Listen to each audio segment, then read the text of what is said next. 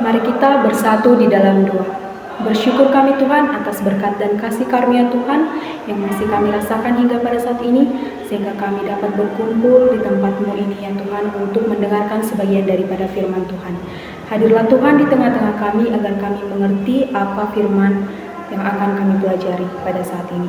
Terpuji dan termulialah nama Tuhan hari ini, esok kekal sampai selama-lamanya. Amin. Shalom saudara-saudara yang terkasih dalam Kristus Yesus. Nats firman Tuhan yang menyapa kita pada hari ini terambil dari Yeremia 3 ayat 1 sampai 5. Saya akan membacakan kepada kita semua. Pertobatan kepada Tuhan, firman-Nya, jika seseorang menceraikan istrinya, lalu perempuan itu pergi daripadanya dan menjadi istri orang lain, akan kembalikah laki-laki yang pertama kepada perempuan itu? Bukankah negeri itu sudah tetap cemar? Engkau telah berzina dengan banyak kekasih dan mau kembali kepadaku? Demikianlah firman Tuhan. Layangkanlah matamu ke bukit-bukit gundul dan lihatlah, di manakah engkau tidak pernah ditiduri. Di pinggir jalan-jalan engkau duduk menantikan kekasih seperti seorang Arab di padang gurun. Engkau telah mencemarkan negeri dengan jinahmu dan dengan kejahatanmu.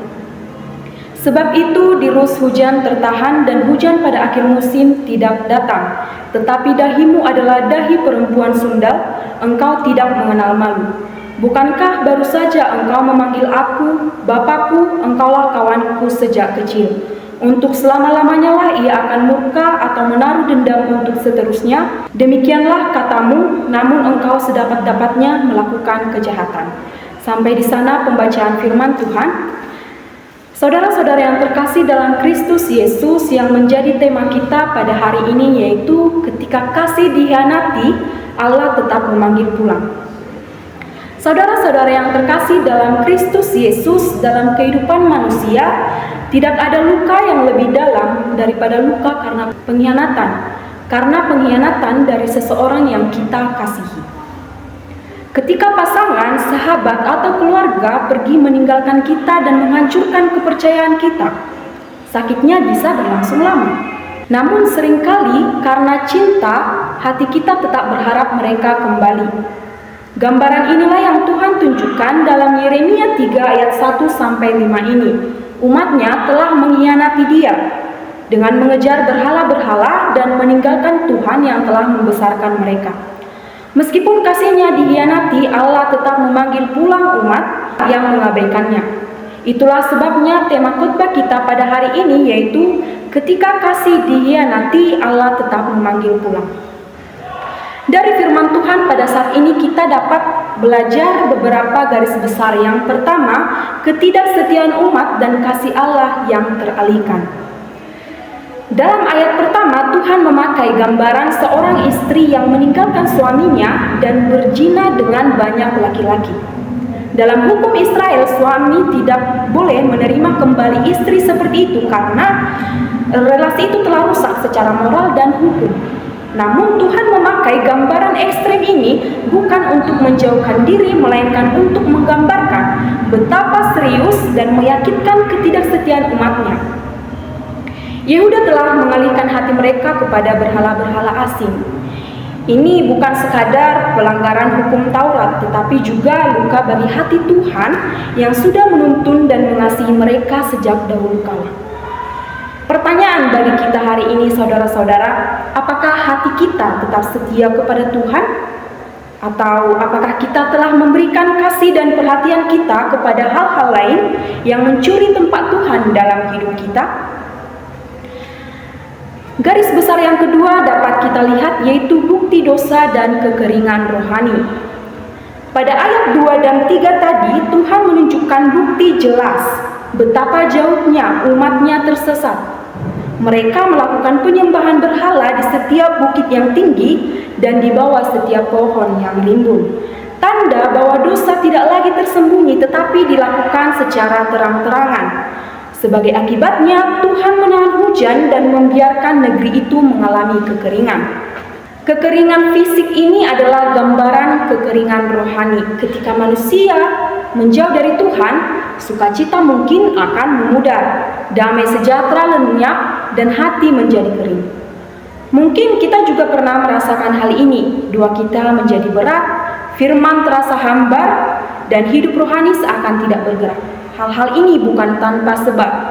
Tuhan sedang memperingatkan bahwa ada hubungan yang akan dipulihkan.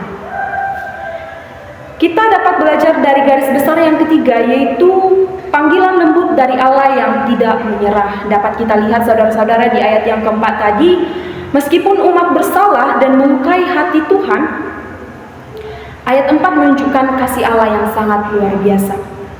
Tuhan memperingatkan umat dan berkata, "Bukankah sejak dahulu engkau memanggil aku, Bapa, engkau pemimpin masa mudaku?" Dalam kata-kata ini kita mendengar nada kerinduan Tuhan. Allah tidak membuang umatnya, tidak menghapus mereka dari hadapannya, tetapi tetap memanggil mereka sebagai Bapa. Ia mengingatkan hubungan yang telah terjalin sejak dahulu. Kasih-Nya sungguh luar biasa dikhianati, tetapi Tuhan tidak berhenti berharap, dilukai tetapi tetap memanggil lembut. Inilah wajah Allah kita, Bapa yang penuh kasih, penuh kesabaran dan tidak menyerah terhadap anak-anak-Nya. Garis besar yang selanjutnya yaitu respon yang tidak tulus. Ayat terakhir dapat kita lihat tadi, untuk selama-lamanya lah ia akan murka atau menaruh dendam untuk seterusnya. Demikianlah katamu, namun engkau sedapat-dapatnya melakukan kejahatan. Ayat terakhir ini memperlihatkan kenyataan pahit. Bangsa itu berseru dengan kata-kata rohani, tetapi tidak menunjukkan pertobatan yang sejati.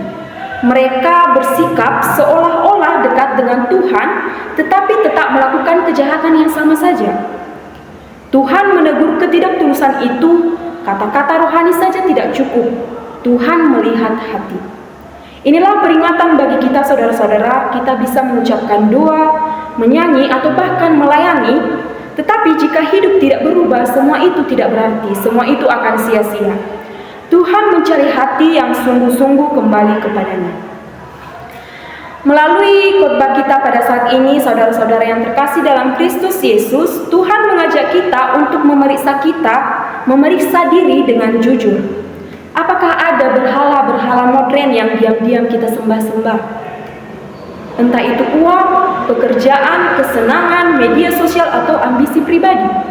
Apakah kita sedang mengalami kekeringan rohani yang menjadi tanda bahwa hubungan dengan Tuhan mulai merenggang? Dan apakah kita sungguh-sungguh dalam pertobatan atau hanya memakai kata-kata rohani yang manis di bibir saja? Tuhan memanggil kita untuk kembali kepadanya dengan hati yang jujur, bukan basa-basi rohani.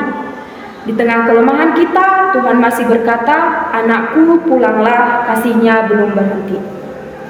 Saudara-saudara, meski kasih Allah dikhianati oleh umatnya, Ia tetap memanggil pulang. Kasih-Nya tidak menyerah, tidak berubah, dan tidak menutup pintu bagi siapapun yang mau kembali.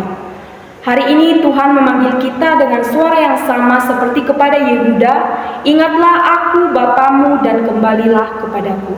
Kiranya kita tidak menunda, tetapi merespon dengan hati yang sungguh-sungguh, karena Allah selalu menunggu untuk memulihkan, mengampuni, dan menguatkan hidup kita. Amin. Mari kita bersatu di dalam doa.